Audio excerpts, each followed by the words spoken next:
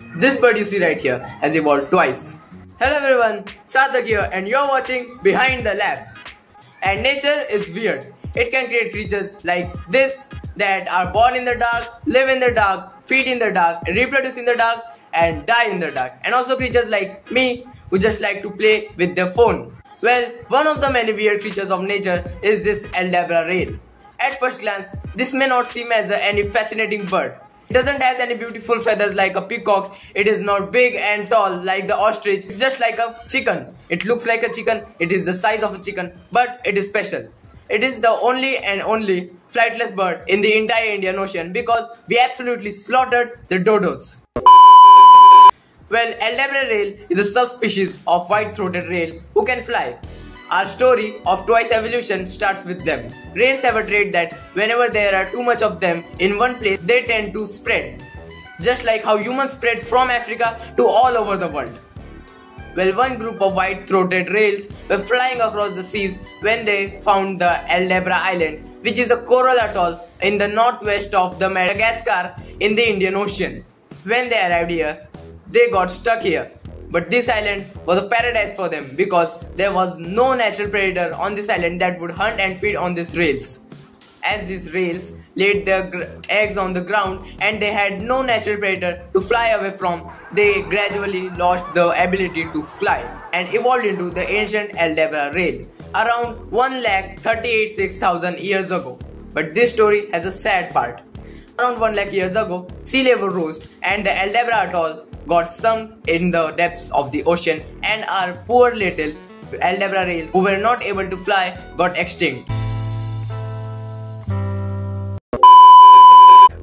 But history was gonna repeat itself. After some time, the island re-emerged from the ocean and around 16,000 years ago, some group of white-throated rails migrated to this island and repeated the whole cycle. And we got the modern Aldabra rail. Well, there are 4 different types of evolution. First being the convergent evolution, where different groups of species evolve the same trait, just like how many different crustaceans evolved the crab shape even though they are not at all related to crabs. Number 2, the divergent evolution. In this evolution, a species evolves different traits ending up into 2 different species. And then there is the co-evolution, where 2 or many species influence each other's evolution and then they are benefited by it. Like hummingbird and the specific flower they pollinate. And then there is the most rare of them all, iterative evolution. This case of the Aldabran rail is the rare case of iterative evolution. But are these ancient Aldabran rails and modern Aldabran rails really the same species? So the answer is no.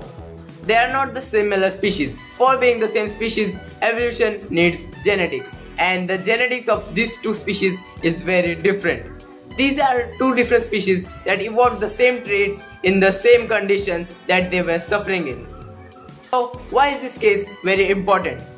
First of all, because it proves that iterative evolution is possible and it's just not a theory. Before the study on Aldabran rails were conducted, there was no proof of iterative evolution. It was just a theory. And it also teaches us that nature can sometimes bring back animals. Imagine this, that we humans get extinct one day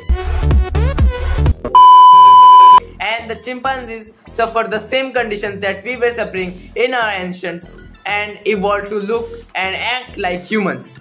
But are they humans? No, they are not at all humans. They just copied our designs. And the third reason why this case is important because it teaches us that how fragile and vulnerable the island ecosystems are. One natural disaster and all the species on the island can get extinct, and how important it is to save them. And this is the end of the video, guys. Don't forget to hit the like, share and subscribe button if you enjoyed this video, and bye bye.